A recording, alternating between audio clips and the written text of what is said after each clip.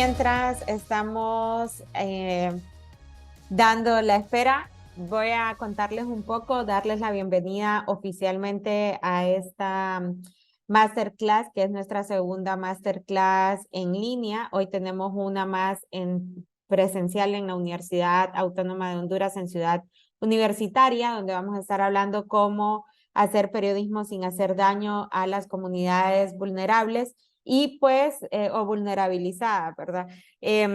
Mi nombre es Catherine Calderón, me pueden decir Katy o me escriben ahí Katy o me buscan así en algunos espacios que tenemos con Contracorriente y pues estamos muy felices porque parte de celebrar nuestro aniversario, nosotras queremos retribuir a la comunidad y hacer estos encuentros con personas que les interesan los mismos temas que a nosotros o personas que tienen curiosidad de repente en incorporarse o entender mejor qué es esto de hacer periodismo con enfoque de género, cómo lo podemos hacer o qué cosas hacen falta de contar, que justamente ese es el enfoque que daremos el día de hoy. Y para eso tenemos a 3 personas invitadas que aunque son de la casa, pues nosotros le estamos dando la bienvenida como si no nos conociéramos. Viena Herrera, que es la periodista de investigación de Contracorriente, lleva prácticamente 6 años con nosotras, así que está celebrando también su 6º aniversario acá en Contracorriente y que se ha especializado en cubrir temas de género. Gracias, Viena, por hacer parte de este proceso y de coordinar toda la presentación de hoy. También tenemos a Alan Bu, que está en el norte del país, que también ya lleva, creo que unos 3 años, 3 o 4 años, que lleva 4 años con nosotras y pues también se ha enfocado en cubrir temas de género en el norte, contando estas historias que bueno, él les va a compartir un poco más sobre qué van y qué es lo que se ha logrado, el impacto que ha tenido el hecho de cubrir estas notas que de repente no se pueden ver tan fácilmente, ¿no? Y María Celeste Maradiaga, que la han de conocer porque pasa mucho en TikTok. Ahí nos hace el Vox Populi y la cobertura en calle, pero también cubre actualidad y ambiente. Esta semana también tiene una masterclass especializada para hablar sobre periodismo y ambiente, así que gracias por estar aquí y también ha cubierto género. Así que gracias y ahí vamos a pasar rapidísimo las presentaciones o más bien las diapositivas que tenemos al inicio, solamente para contarles que nosotras estamos celebrando nuestro 6º aniversario y que para eso nos volvimos locas e hicimos actividades en 3 ciudades. Estas son las personas que gracias a ellos estamos aquí, que estamos organizándolo. Esto es en conjunto con 4 marcas de la empresa o que somos empresas hermanas con Contracorriente, La Nave, que es la Escuela de Periodismo Transmedia, Contracultura, que hemos estado, hoy empezamos nuestro primer taller presencial con Pere Ortín en San Pedro Sula y tuvimos 17 participantes, lo cual nos pone muy contentas porque en San Pedro Sula eso es algo complicado de hacer. Salmón Digital, que es la agencia de comunicaciones con la que estamos produciendo todo este evento, y pues el apoyo de Fundación para una Sociedad Más Justa, Seattle International Foundation, National Endowment for Democracy, Ford Foundation, Warrior Soul Nation Honduras y USAID, que nos están apoyando para ser parte de este proceso y por supuesto a quienes han estado coordinando la logística o los espacios en las diferentes ciudades donde hemos estado. Siguiente. Hemos hecho 2 talleres, vamos a tener 4 masterclass, así que ahí se apuntan, ahí les vamos a pasar la presentación para que ustedes puedan explorar, si no, ya les pasamos la web para que ustedes se puedan apuntar al resto. Siguiente. Y solamente decirles que este año nos estamos preguntando 3 cosas. El Contracorriente Fest es la forma en que estamos celebrando nuestro aniversario anualmente y este año nos queremos preguntar o nos volvemos a preguntar ¿por qué el periodismo de investigación es importante en la democracia? ¿Qué pasaría en el mundo si no existiera el periodismo? ¿Y cómo podemos hacerlo con las nuevas tecnologías sin olvidar los principios del oficio? Así que estamos muy contentas de poder estar con ustedes. Yo creo que ya dejo a mis compañeras para que puedan y nos vemos en el chat si necesitan apoyo. Aquí estamos Percy Cabrera y yo para servirles. Así que bienvenidos y bienvenidas. Muchas gracias, Katy. Y bueno, bienvenidos, bienvenidas a todas. Pues me alegra mucho compartir este espacio con mis colegas María Celeste y Alan Bu, porque ellos han cubierto también muchos temas y es muy interesante pues que tengamos varios enfoques. Esta es la masterclass de periodismo con enfoque de género, por dónde empezar, y vamos a tocar como varios temas. Si le puedes dar a la siguiente, Celeste. Y primero esto, ¿verdad? ¿Qué es el periodismo con enfoque de género? Esto equivale a ponerse una especie de gafas para garantizar que toda la información y todos los contenidos que produzcamos, no importa la sección, sean tratados con perspectiva de género. Es decir, la gente suele pensar que cuando hablamos de periodismo con enfoque de género nos referimos solo a cubrir temas de femicidios o temas de violencia sexual, y no se trata de eso, sino que se trata de que todos los contenidos que nosotros estamos presentando a las audiencias tengan pues un cuidado especial en que lo estemos contando bien, tomando en cuenta la perspectiva de las mujeres y de la población LGTBIQ+. Entonces, por eso se refiere a eso, como no se trata solo de venir y tomar los temas que se cree que son de mujeres, ¿no? A la siguiente, Celeste. ¿Y qué implica entonces tener una perspectiva de género, verdad? De paso, decirles que si tienen preguntas o dudas, vamos a tener un espacio al final de la masterclass, pero también pueden irlas escribiendo en el chat para que no se les olvide, ¿verdad? Entonces, ¿qué implica tener la perspectiva de género? Es entender, primero, que existen relaciones de poder. Relaciones de poder en las que generalmente pues, los hombres son los que tienen el poder sobre las mujeres. También lo mismo sucede con la población LGTBIQ+, y cuando los entendemos, entonces también nos es más fácil producir estos contenidos. También entender que esto es un tema social e histórico, ¿no? O sea, no es algo que viene siendo desde ahora. A veces uno escucha eso como, ay, es que ahora las personas son más sensibles y no sé qué. No, este es un tema que ha existido siempre. Lo que pasa es que ahora lo podemos visibilizar mejor, ¿no? Porque tal vez nosotras las poblaciones pues, más vulnerables tenemos el espacio para hablarlo, y también entender un poco la interseccionalidad. Por ahí les puse como una imagen, por ejemplo, que no es lo mismo ser una mujer que ser una mujer con discapacidad, que además tiene problemas de salud mental o tiene algunos otros factores. La interseccionalidad es entender que también hay otro tipo de contextos que hacen a las personas más vulnerables. O sea, no es lo mismo ser una mujer cis hetero que ser una mujer lesbiana, por ejemplo. No es lo mismo ser una mujer indígena, no es lo mismo ser una mujer periodista, etcétera. Entonces, cuando nosotros entendemos todo este tema de la interseccionalidad, también nos hace tener como una perspectiva más abierta y más sensible a lo que estamos contando, ¿no? Por eso vamos a tener como más cuidado de la forma en la que hacemos.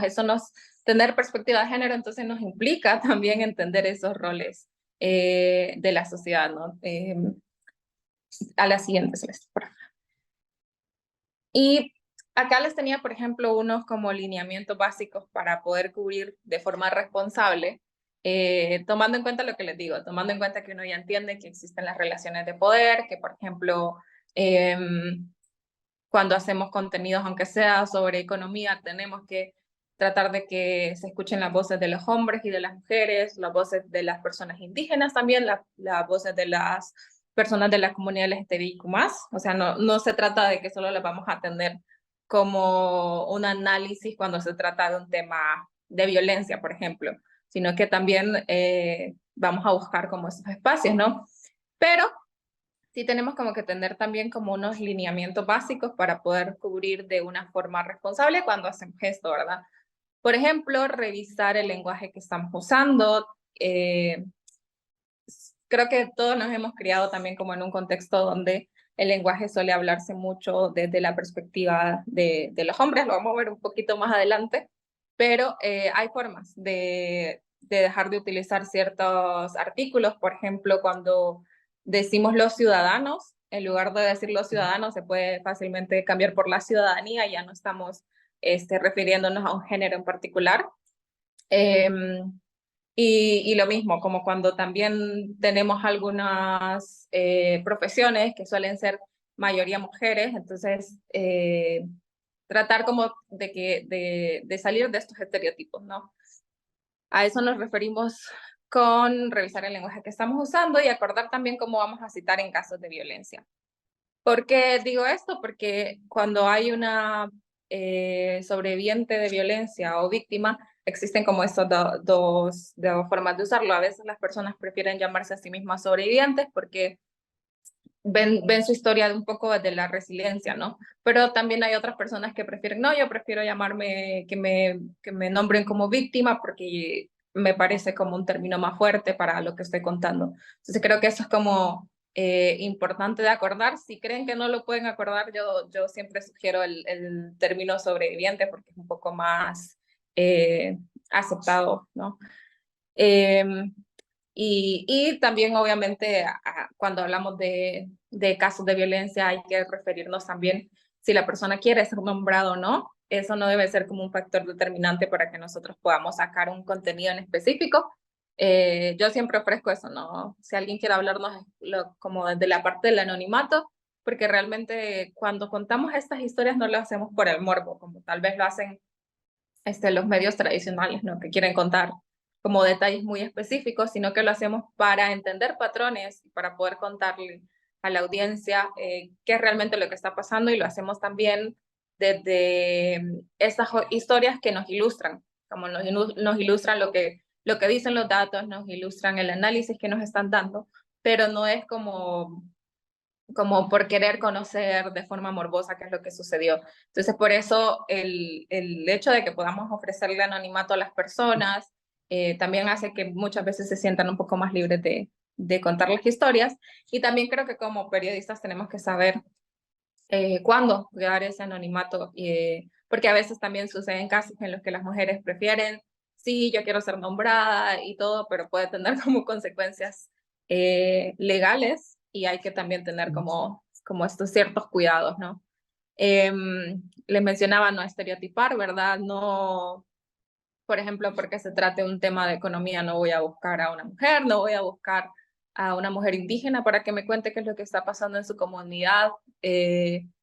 Porque tengo al analista hombre, ¿no? Entonces, a eso nos referimos con eso y con promover más voces de mujeres en todos los espacios, no solo como analistas en casos de violencia y evitar la revictimización. Si le das a la siguiente. Y con eso me refiero a todo lo que les mencionaba, ¿no? De que hay que tener mucho cuidado con cómo nos referimos en nuestros textos y también cómo hablamos con las personas durante las entrevistas. Luego, acá les digo, por ejemplo, qué es la mirada androcentrista y es esta tendencia que tenemos a considerar al hombre como centro protagonista de la historia y de la civilización humana, en detrimento de las mujeres, cuya importancia se rebaja o no se tiene en consideración.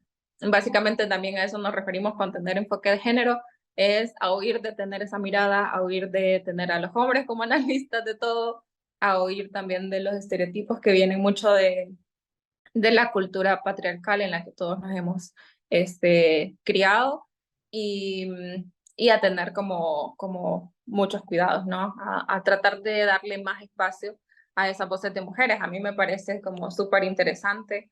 Yo cuando estuve cubriendo, por ejemplo, el tiempo de las elecciones y cuando eh, ya teníamos claro que iba a hacer un cambio de gobierno, hice una nota solo entrevistando a las mujeres que yo ya conocía, mujeres que habían sido sobrevivientes de violencia, a mujeres indígenas, y era como muy interesante la perspectiva que tenían y las cosas que querían de este nuevo gobierno, y eso me dio como el espacio solo de hacer un contenido, ¿no? Y a eso nos referimos también con tener perspectiva de género. Si le das a la siguiente, Celeste.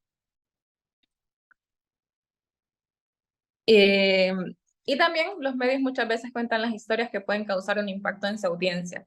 Cuando nos referimos a tener enfoque de género, también no solo tenemos que pensar en las mujeres eh, o a la población LGTBIQ+, que estamos usando como fuente, sino también quienes nos van a leer, porque a veces puede ser eh, puede ser como muy agresivo la forma en la que nos estamos refiriendo también para nuestras audiencias, ¿no? Y tenemos que tomarlo en cuenta para hacerlo con más responsabilidad. No utilizar términos como crimen pasional, eso creo que es como básico, ¿no? En ese tema ya existen los delitos. Por ejemplo, cuando hablamos de una relación de un hombre mayor con una niña, no nos podemos referir así como eran novios, sino que ya hay también estos términos que nos los dice el Código Penal y, y a veces incluso aunque la policía le haya dado otro nombre, como, ah, no, fue un homicidio, pero nosotros tenemos como las herramientas para decir, no, sí, es un femicidio porque cumple con el el término que ya existe en el Código Penal, entonces hay que utilizarlo, ¿no? Es como cualquier otro tema, como en economía nos vamos a referir a los términos correctos también en estos temas. También tenemos que cuidar mucho a las fuentes que vamos a consultar. Por eso les decía que en casos de violencia es necesario verificar siempre incluso la información que nos da la policía. Y ya vamos a ver más adelante por qué, porque hay un caso muy importante que nos lo explica.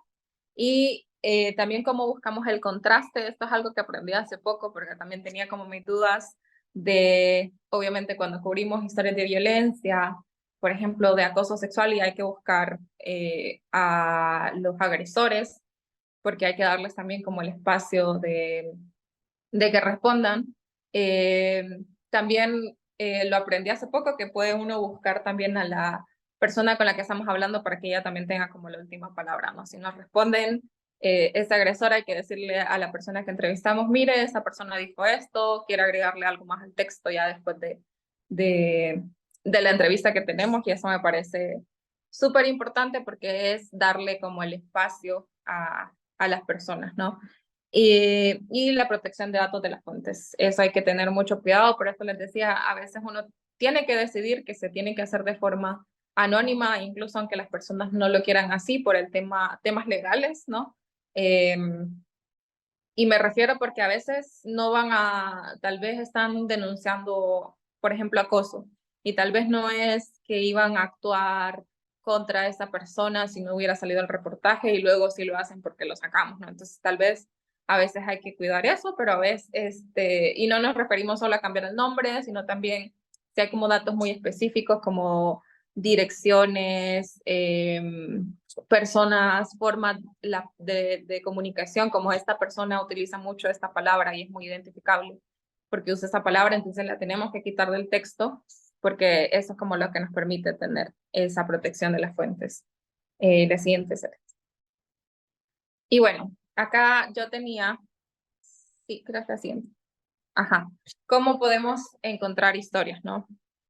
Y aquí me van a acompañar también mis colegas más adelante, pero para encontrar historias creo que hay que informarse mucho y eso lo hacemos en parte con información pública. O sea, yo he sacado muchos reportajes, muchos textos que han sido de hacer una solicitud de información con un montón de datos, por ejemplo, a denuncias por delitos contra la libertad sexual, así se llaman todos los delitos que tienen que ver con violencia sexual, de tal fecha a tal fecha, que me diga los departamentos, la edad de los agresores, la edad de las víctimas, etcétera. Y de ahí me han salido como datos muy interesantes con las que yo después puedo de repente moverme al lugar, conseguir una historia y sacar algo. Yo hice un reportaje así solo sobre eh, casos de violencia sexual en zonas rurales y fue por encontrar los datos, ¿no? En una base de datos y después ya poder encontrar la historia y darle como ese seguimiento.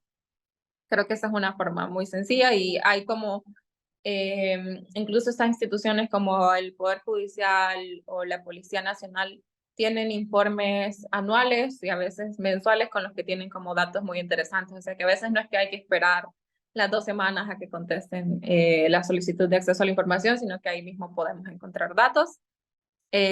También contar con estadísticas de organismos internacionales, las organizaciones no gubernamentales locales que nos ayudan como a tener el panorama completo, porque lo que les decía, tampoco podemos confiar ciegamente en los datos oficiales.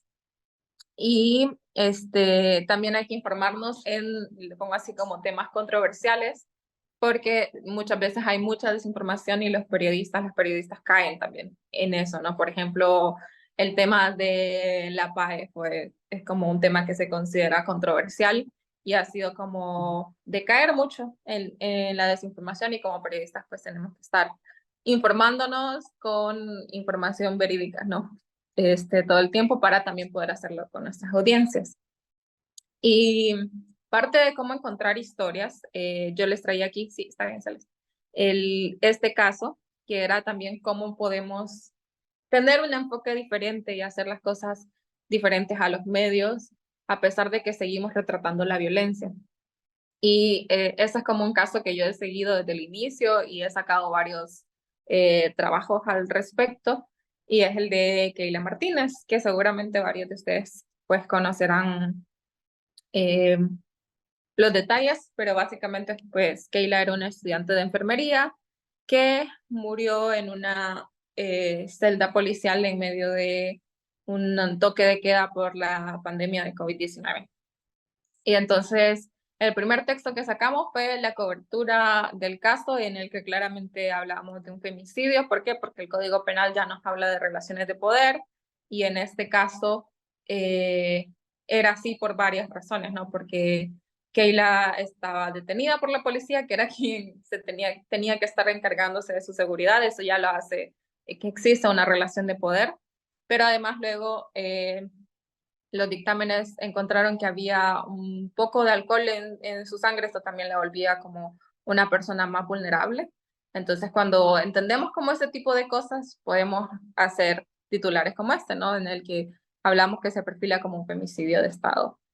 Eh, y ese fue como la cobertura que le hicimos de forma muy respetuosa, también entendiendo pues el dolor de las familias. Eh, yo, por ejemplo, en este caso decidí no ir al velorio, porque en particular me parecía como algo ya más privado que tenía la familia, pero ellos habían llamado a que fuéramos los medios a cubrir el entierro, y eso me pareció también como una postura bien fuerte. No necesariamente siempre se hace, ¿no? Uno también tiene que acordar ese tipo de cosas con los familiares, como si está bien ir o no. Eh, y luego regresé como un mes después a La Esperanza y escribí esa historia, que es La Esperanza para las mujeres de la familia de Keila estaba fuera de Honduras. Y era porque después de haber visto a la familia de Keila, miré que muchas de las mujeres de su familia eran migrantes y estaban algunas en Estados Unidos, otras en México, otras en España. Y a eso me refería con la interseccionalidad, ¿no? Si no tenemos en cuenta esos detalles, vamos a perder muchas cosas. Y ahí yo fue como, esta es una historia muy interesante, porque la mayoría de sus familiares mujeres estaban afuera, qué es lo que las hizo irse y en qué condiciones estaban afuera, y por eso pues pude contar esa historia, que también era como un enfoque de un caso de violencia, pero desde otras perspectivas, ¿no? Y si le puedes dar a la siguiente. Ajá, ahí está. Y luego pues este es un caso que yo no he dejado de seguir también, y es como algo que es súper importante que los periodistas, las periodistas entendamos, y es que hay que darle seguimiento a nuestras historias, especialmente hay historias que incluso se vuelven súper mediáticas en un momento y luego a la prensa se les olvida por completo que existen, y no dejan de haber cosas muy importantes que tenemos que seguir contando.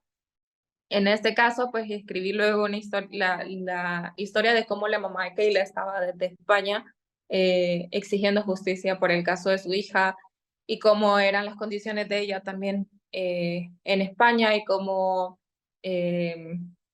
pues todavía sufría la pérdida de su hija después de 2 años que habían pasado, ¿no?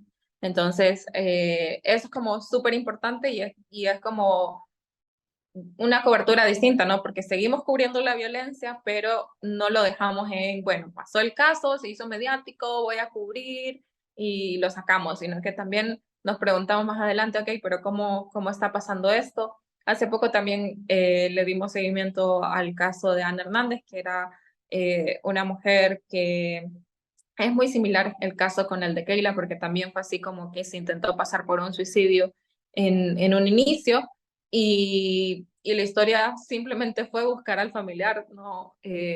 Como 4 o 5 meses después del hecho.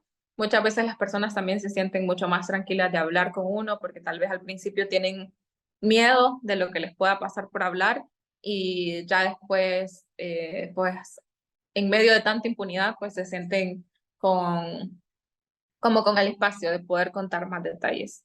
Y bueno, acá tenía también en el caso de Keila, el último texto que sacamos fue cómo la Sala de lo Constitucional rechazó una solicitud para clasificar ese caso como un femicidio, ¿no? Porque al final lo tomaron como un homicidio y también lo sentenciaron de esa forma. Y miren, fue como una historia que seguimos desde 2021 hasta ahora y no ha terminado. Vamos a seguir contándolo, pero es como importante y se ha podido hacer por eso, porque tenemos varios enfoques, tenemos esta interseccionalidad de tratar de entender como más allá de que era una mujer, cuáles son como las otras causas estructurales que pueden haber en la vida de las personas en Honduras, ¿no? Y bueno, esa es como mi parte de la participación. Ahora lo voy a dejar a mi compañero Alan Bu, quien también les va a explicar un poco sobre historias que ha contado. Les repito que si tienen cualquier duda la pueden ir poniendo ahí en los mensajes o vamos a tener un espacio pues al final. Gracias. Gracias, Diana. La primera pregunta es si me escucho bien.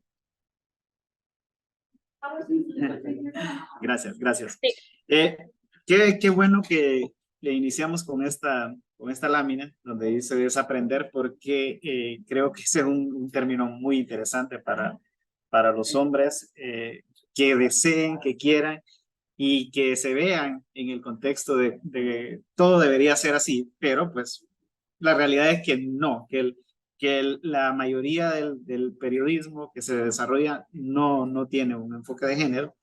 Entonces, y desaprender es una palabra muy interesante, a mí me calza perfectamente. Yo le comentaba a Diana, con quien tuve una charla antes de este encuentro con ustedes, que para mí significó un reto, un reto.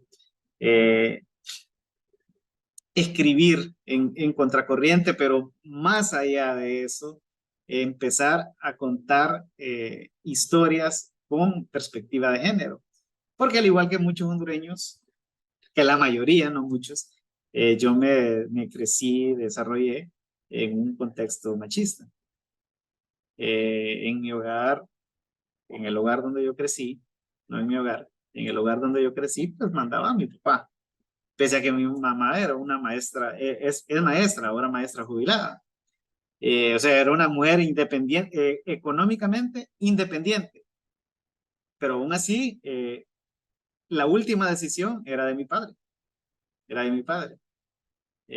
Y aparte de eso, crecí en un pueblo muy pequeño, donde quizás hay una cultura más arraigada, una cultura patriarcal más arraigada. Entonces, pero cuando vine a la ciudad, quizás tuve que aprender muchas cosas y comencé a desaprender muchas cosas. Tuve la fortuna de comenzar a trabajar en algunas ONG que desde ese entonces, hace muchos años, no voy a decir cuánto, hace muchos años, ya trabajaban o hablaban de enfoque de género. Y quizás eso ayudó o facilitó mucho que al momento de llegar a este medio, yo no encontré dificultades en comenzar a tratar las historias, quizás no con un enfoque tan completo como lo hace Diana o María Celeste, a quienes yo considero son las personas que mejor abordan desde el punto de vista periodístico en Honduras los temas en relación a los derechos y garantías que deben tener las mujeres. Pero pues lo intento, lo intento. Y aquí le voy a compartir algún par de historias que quiero conversar, cómo las reporté, cómo llegué a ellas y algunas cosas que Viena mencionó, ustedes las van a encontrar en esas historias. Quizás me puedes ayudar, María Celeste, con la siguiente lámina. Esta es una historia muy interesante. Es basada, como decía, bien, hay que estar muy atento, informado. Es basada en un hecho, en un video viral. Quizás muchos recuerdan el momento durante la pandemia que un policía detonó una bomba lacrimógena dentro de un bus aquí en la costa norte, en San Pedro. Eran obreras y obreros de maquila que iban a trabajar en la mañana, 7 de la mañana, 7:30, y pues no se enfrentaron, sino que discutieron con un policía que les solicitaba eh, sus identificaciones. Ellos decían que eran trabajadores y ciertamente prácticamente eran los únicos que andaban circulando, pues. Eh, y al final, la autoridad, el representante de la autoridad y el garante de los derechos humanos, así debería de ser, eh, pues detonó una bomba lacrimógena. Esta historia es a partir de ese hecho. En esta historia, eh, hay, por ejemplo, una de las protagonistas es Cindy. Cindy no es el verdadero nombre de ella. Y ahí vuelvo donde Viena mencionaba que se debe, si es necesario y si la fuente quiere, protegerlo. Bueno, en este caso, Cindy está protegida bajo un nombre que no es el suyo. Pero aparte, Cindy no está retratada como víctima en la historia. Es una mujer, por ejemplo, que en algún momento contamos que sueña en ahorrar, en trabajar mucho, porque en las maquilas se trabaja mucho, en hacer una meta alta para que su hija vaya a la universidad. Entonces, desde ese enfoque, sacamos a Cindy del papel de víctima y la ponemos como una soñadora. Y la ponemos como una soñadora. Y luego hay creo que es una historia que cuentan mujeres, aunque también iban hombres en el autobús, la cuentan mujeres, son 4 o 5 voces de mujeres retratadas, todas desde un papel diferente al de víctima, y eso es lo más interesante. La siguiente, Celeste.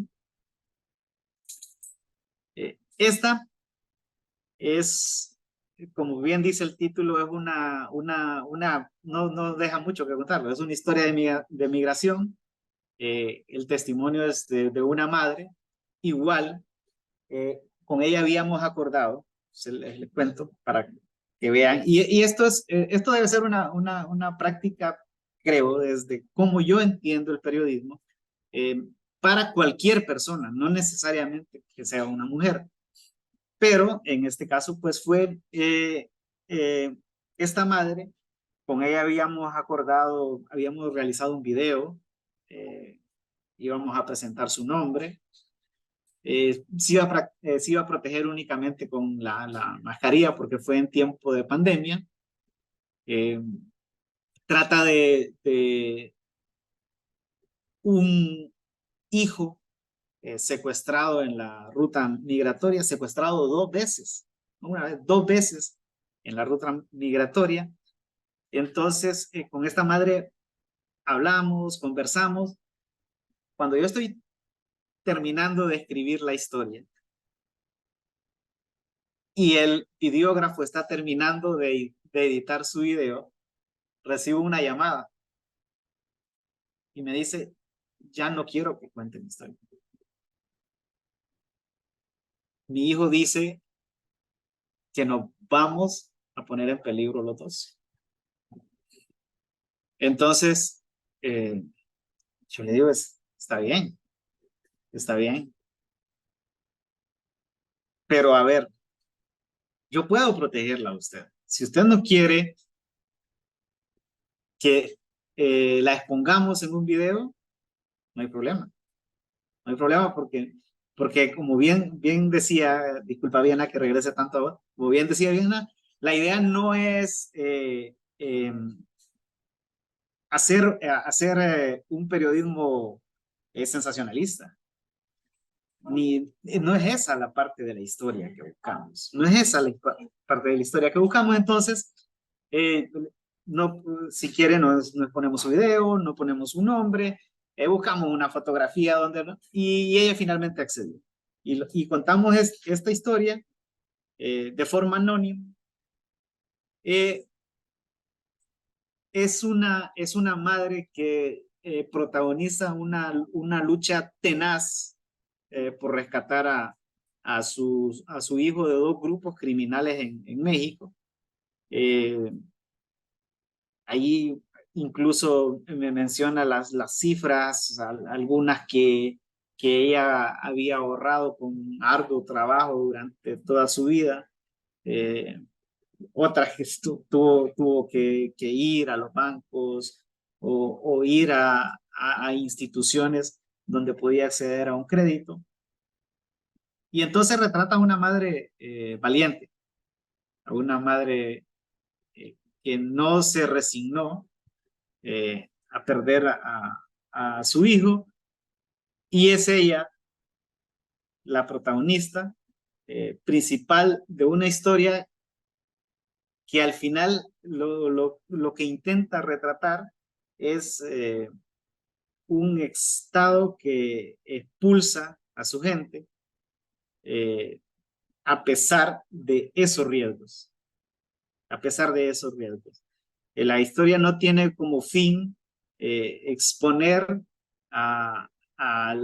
que este hombre y esta madre tuvieron que pagar tanto para esto. Lo utilizamos como un canal para reflejar esos riesgos de la ruta migratoria y que pese a esos riesgos, la gente se sigue yendo, aún hoy.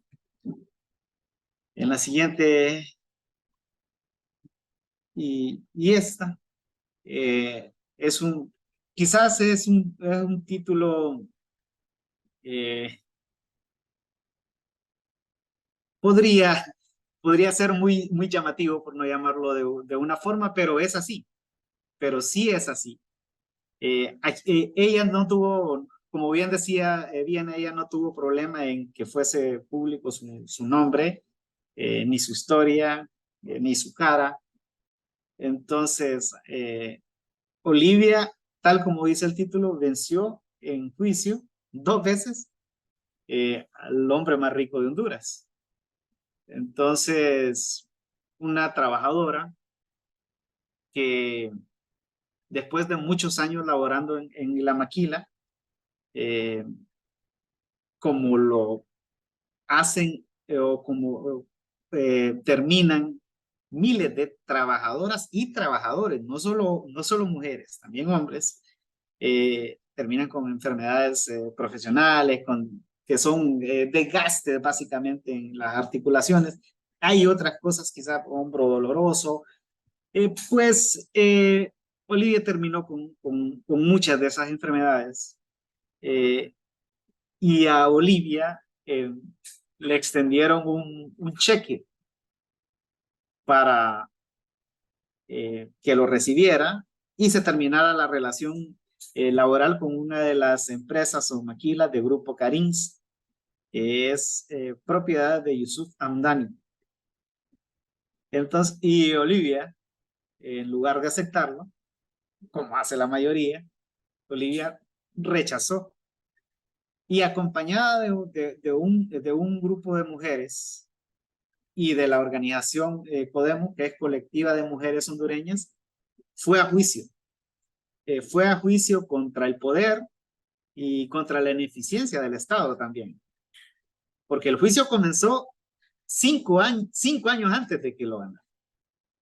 Y durante todo este tiempo Olivia estaba enferma y tampoco tenía salario ni nada.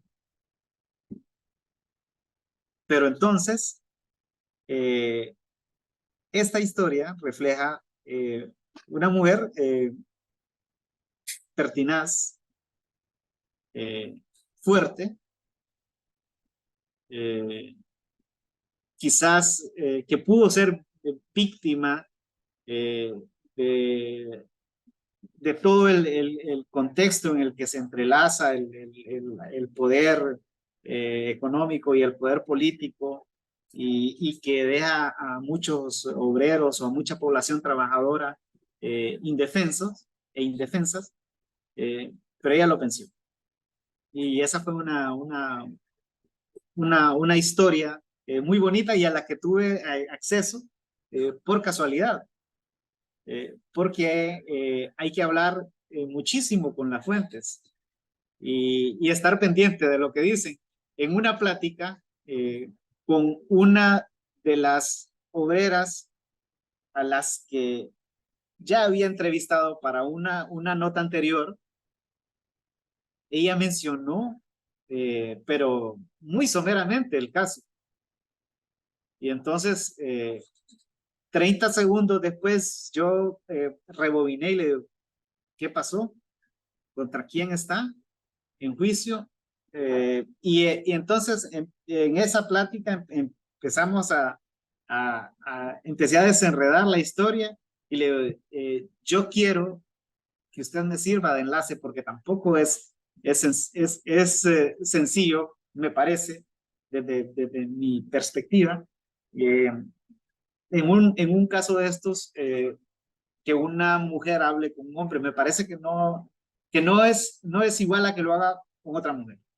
Y hay muchas cosas de la misma cultura que contribuyen a esto. Entonces, y le dije a esta amiga, porque es amiga, yo quiero que usted me sirva de enlace con Olivia y que le plantee mi intención de contar la historia, pero nuevamente, no con intenciones vacías, sino con la intención de reflejar a una mujer valiente que pese a todas las circunstancias y todas las vicisitudes que se pueden tener en un estado sin derecho como Honduras, ella lo logró.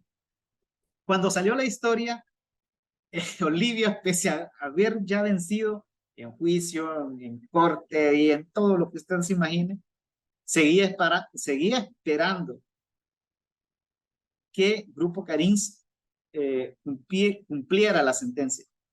Pero a esta altura ya lo hizo. Ya lo hizo, entonces el titular está correctamente colocado. Ella es la obrera que venció en juicio al hombre más rico de Honduras. Ahora sí, paso micrófonos a Celeste.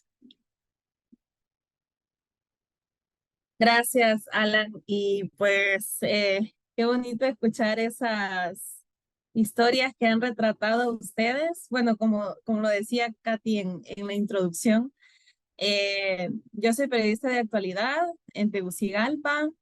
eh, y en este tema, pues creo que nos hemos apoyado mutuamente y nos hemos admirado mutuamente, porque yo he aprendido muchísimo de Viena, de Alan, de otras personas también en Contracorriente, lo mismo con las fuentes, lo mismo con conocer qué pasa en cierta zona que usualmente no reporteamos, pero pues aquí estamos, gracias por estar aquí en esta charla de periodismo con enfoque de género.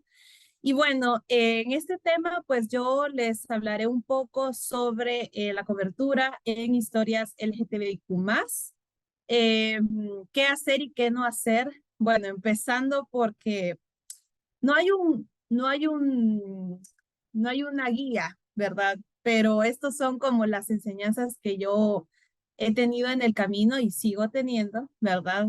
A la hora de reportear historias de personas lesbianas, gay, transexuales, transgénero, que me han ayudado muchísimo, ¿verdad? Como voy a repetir un montón de conceptos que ya mencionó Viena, que mencionó Alan también, porque está esta interseccionalidad en estas temáticas, pero aún así es necesario hacer hincapié y que recordemos qué cosas hacer o qué cosas pues tal vez no son las más indicadas. Primero en las burbujitas, como ven,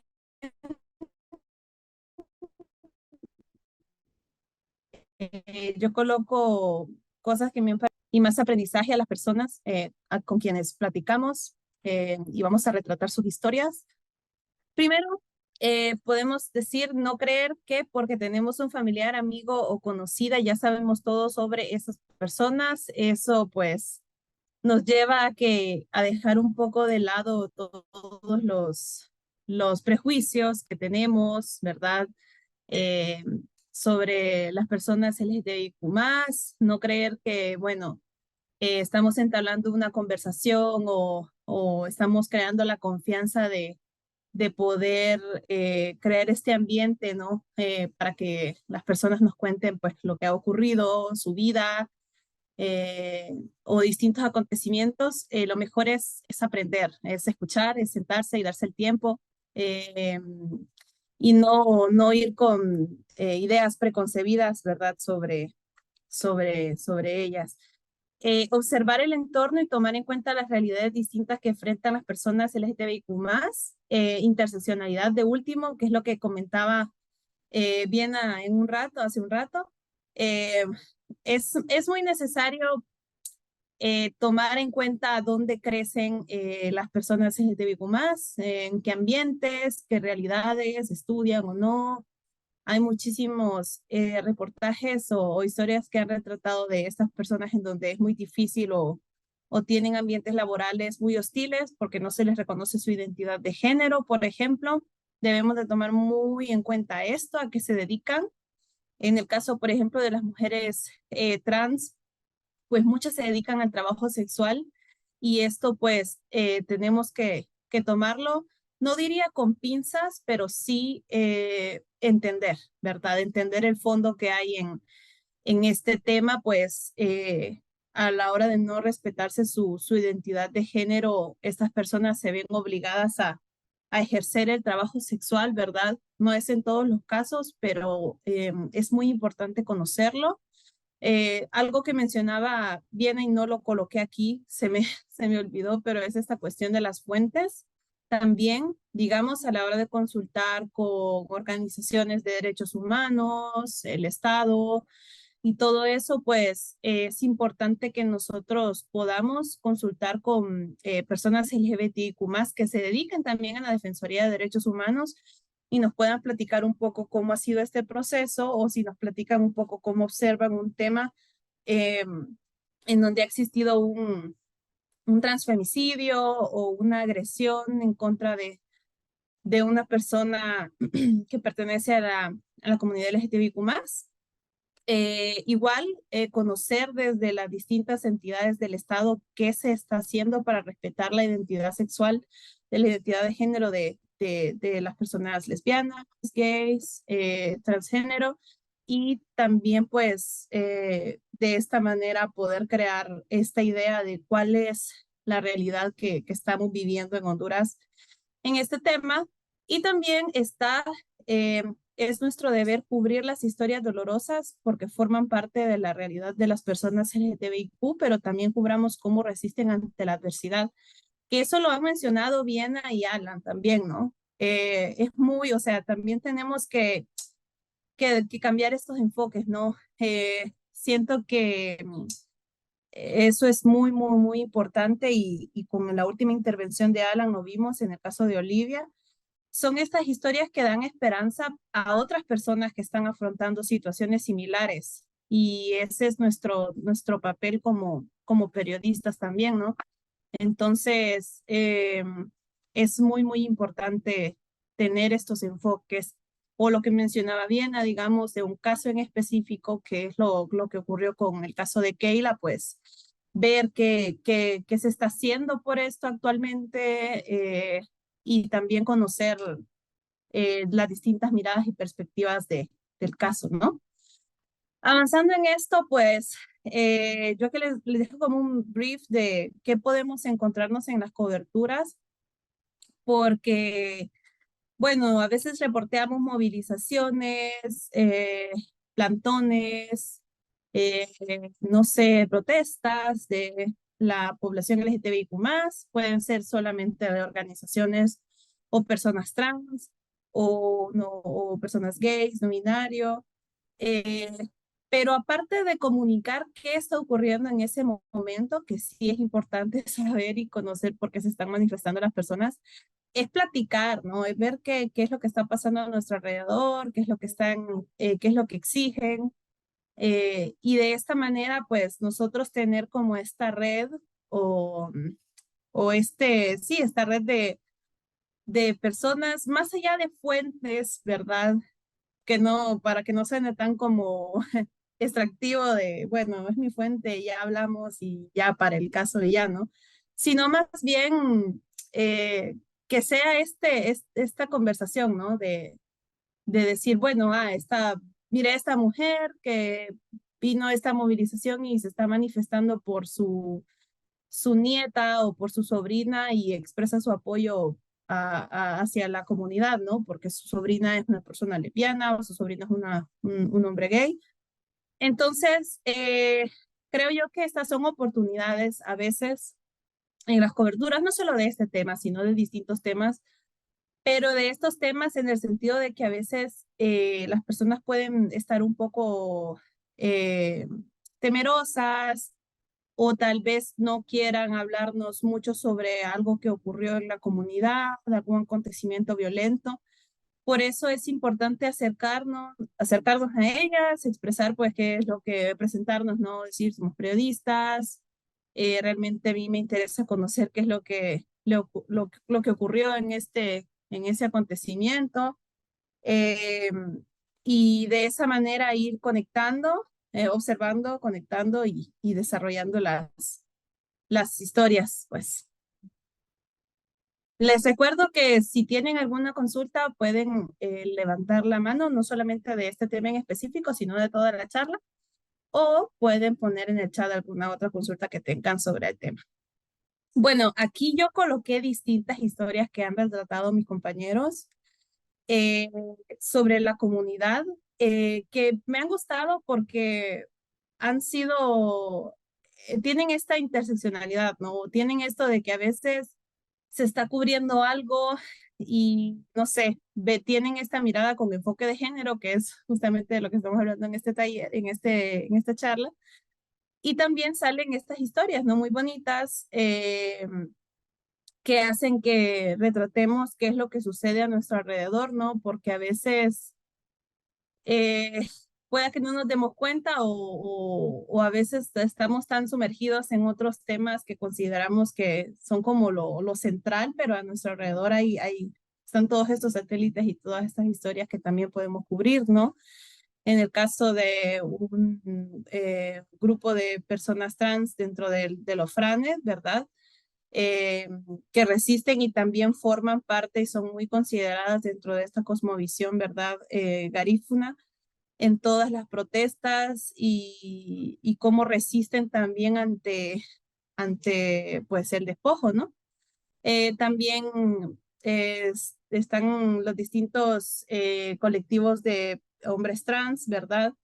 En este caso de hombres trans que luchan contra el racismo también o las políticas racistas que puedan tener desde el Estado y de personas trans que se han dedicado que tienen pues, que están resistiendo y viven su vida y luchan en contra de la estigmatización, ¿no? Que es el caso de Grecia, que aquí lo retrataba mi compañero Fernando de Steffen. En un caso específico, pues está el caso de un podcast que yo realicé hace un par de años, que lo llamé Las Otras Vikis. En este contexto, pues todavía se estaba esperando la sentencia de la Corte IDH, ¿verdad? Eh, sobre el caso de Vicky Hernández versus Honduras, ¿verdad? Vicky fue una mujer trans, trabajadora que se dedicaba al trabajo sexual, que fue asesinada en el 2009 en el contexto del golpe de Estado. Entonces, este caso pues fue llevado a la corte en el 2021, pues estaba esperando el fallo de si se declaraba al Estado de Honduras culpable por su muerte, pues fue un transfemicidio en esa noche del golpe de Estado, donde había un toque de queda y solo habían paramilitares esa noche, ¿no? Entonces, pues a medida iba desarrollando el podcast, yo recuerdo que me aboqué con un colectivo de muñecas de arcoíris que pertenece a la Asociación Arcoíris, pero precisamente Muñecas de Arcoíris aglutina a mujeres trans, ¿verdad? Defensoras que las encamina en el trabajo de Defensoría de Derechos Humanos. Entonces, yo recuerdo que esa vez pues hablé con muchas, primero con la coordinadora de su colectivo, que es Yelo Córdoba, y también hablé con muchas mujeres trans que básicamente vivían la misma realidad de Vicky, ¿no? Que se dedicaban al trabajo sexual, que tenían deseo de emigrar, que se estaban encaminando en el trabajo de Defensoría de Derechos Humanos, que venían de una familia o venían de un hogar con mucha pobreza. Y ahí está el título, ¿no? O sea, las otras Vicky, porque en realidad yo no buscaba, fue complejo, ¿no? Pero aún así es algo fuerte, es duro cuando ves que te están contando la misma historia, ¿no? Porque son mujeres que están atravesando la misma realidad y que te das cuenta que después de más de 10 años nada ha cambiado, pues, para estas personas. Entonces, pues recuerdo que a medida se iba desarrollando el podcast, la Corte IDH declara culpable al Estado de Honduras por la muerte de Vicky, y eso pues no dio un giro en el podcast en sí, en el producto periodístico, pero sí hizo que se tuviera estas declaraciones o manifestaciones esperanzadoras por parte de, en este caso, la organización lésbica Catrachas, quien fue una parte del litigio en la Corte IDH en este caso, que se tuvieran estas palabras esperanzadoras, ¿no? Porque, bueno, cuando se da una sentencia, pues el Estado de Honduras, en todos los estados están obligados a tienen obligaciones, tienen cosas que cumplir, ¿verdad? Entonces, a partir de esto, pues es interesante porque hemos visto que ciertas cosas se han cumplido. La presidenta Xiomara Castro el año pasado, creo, sí, no, el año antepasado, no recuerdo muy bien, pero sí emitió un perdón público, ¿verdad? Por el caso de Vicky en nombre del Estado de Honduras. Pero vemos que no hay avances en cuanto a la identidad, en cuanto al DNI de las personas trans, ¿verdad? En el cambio de nombre legal y eso es lo que, por eso les comentaba, ¿no? Que a partir de esta historia pueden surgir muchas otras por esa razón.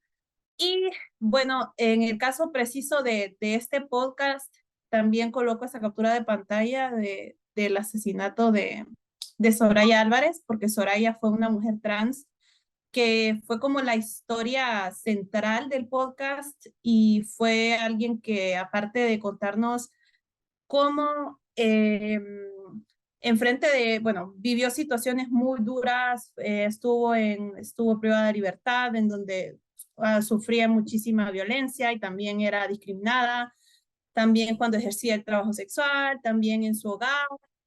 Entonces, y también pues en mi caso, pues me relataba cómo lastimosamente había tenido que estar en estos momentos violentos, ¿no? En donde sus compañeras eran violentadas o hasta asesinadas. Entonces coloco esto porque Soraya fue asesinada hace poco, hace un mes, y es duro porque en su momento contó las historias de sus compañeras que pues fueron asesinadas y ella pues no está acá, ¿no? Entonces, creo yo que también estas cosas, viéndolo del lado periodístico, pero también del lado humano, obviamente, sirven para documentar, ¿no? Para decir, bueno, esta persona, esto fue lo que dijo, ¿no? Este es su testimonio, ¿verdad? Entonces, se tienen que buscar otros enfoques también. Tenemos que documentar esto, aunque sea fuerte, ¿verdad? Pero sí siento que es importante documentar estas historias, ¿verdad?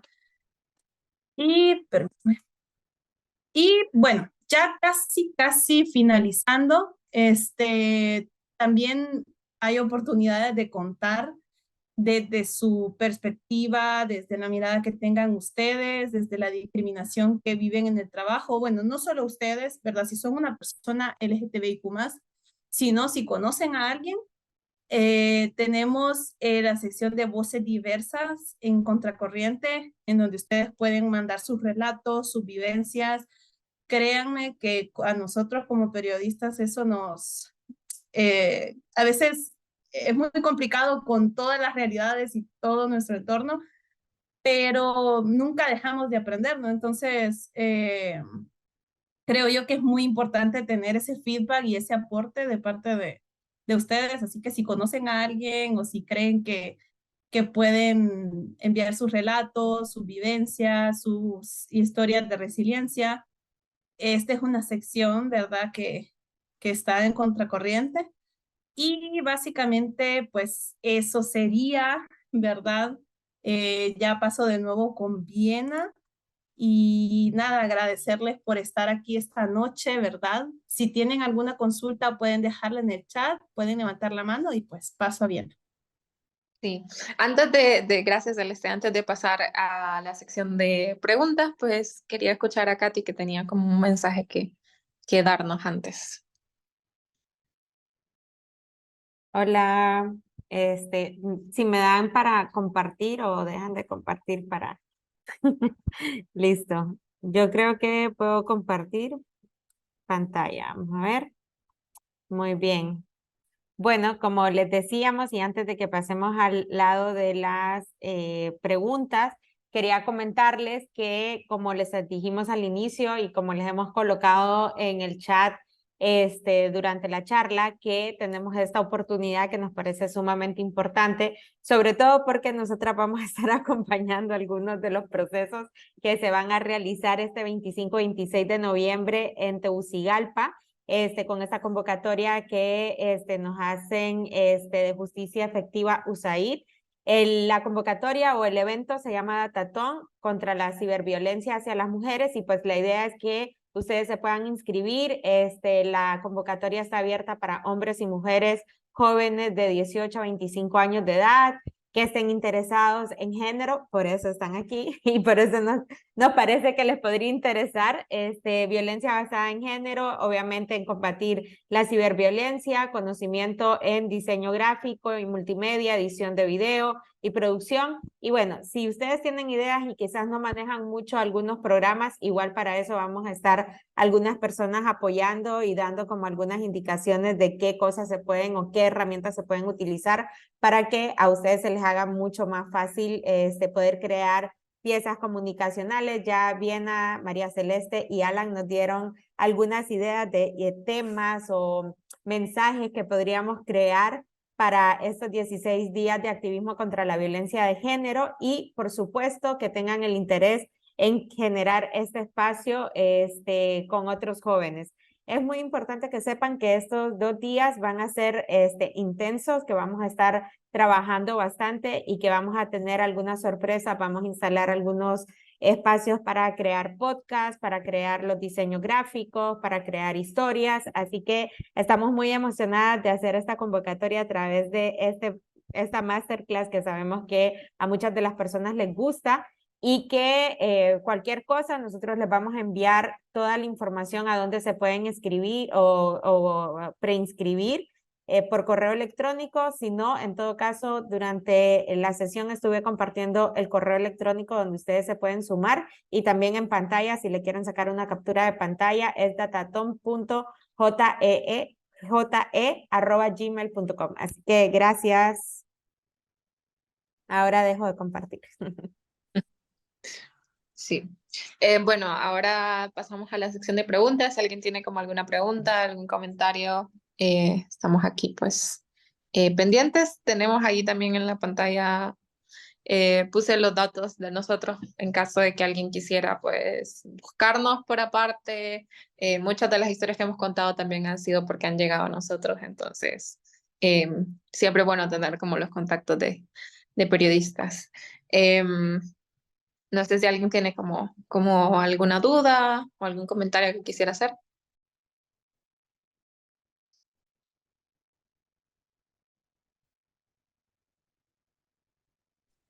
No hay preguntas que no podamos responder y si, no sé si pues, seguramente pueden hacer alguna difícil. Lo que queremos es que se abra el espacio para que podamos conversar.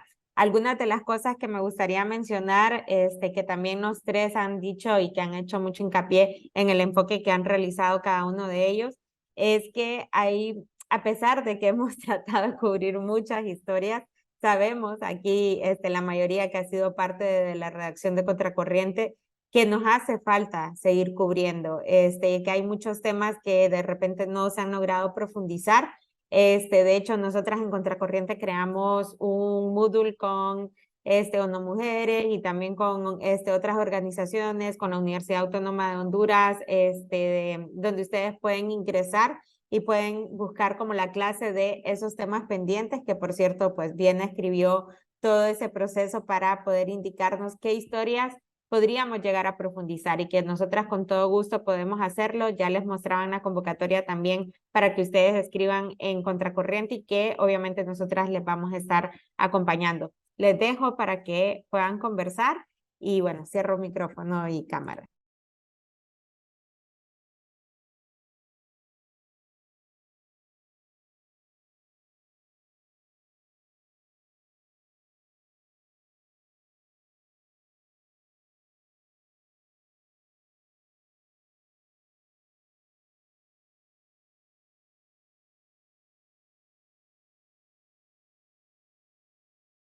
No veo preguntas. Espero que sea porque dejamos todo claro, ¿verdad? Sí, sí. Hola. Sí. Bueno, si no hay preguntas, solamente agradecerles por conectarse, por estar siempre interesados y interesadas en este tema que a nosotras nos apasiona. Gracias a María Celeste, Viena, Alan, hicieron un trabajo maravilloso. Me encanta mucho poderles escuchar en primera persona cómo ha sido cubrir estos temas y que, bueno, cada uno tiene su propia experiencia y qué es lo que nosotras queremos invitarles el día de hoy, que no tengan miedo, que cada reto lo vean como también una forma de poder avanzar y evolucionar en cómo contar estas historias, como Alan nos decía en un inicio, no es fácil, es un tema bastante complejo, es algo que requiere también mucho trabajo de emocional para poder cubrir y para saber cómo abordar y tratar a las personas que deciden darnos pues la oportunidad de contar su historia, ¿no? Así que gracias. Gracias, yo creo que ya han hecho mucho entrando a este espacio también y pues les agradezco a mis colegas también por este espacio bonito, ver también cómo hemos trabajado en equipo.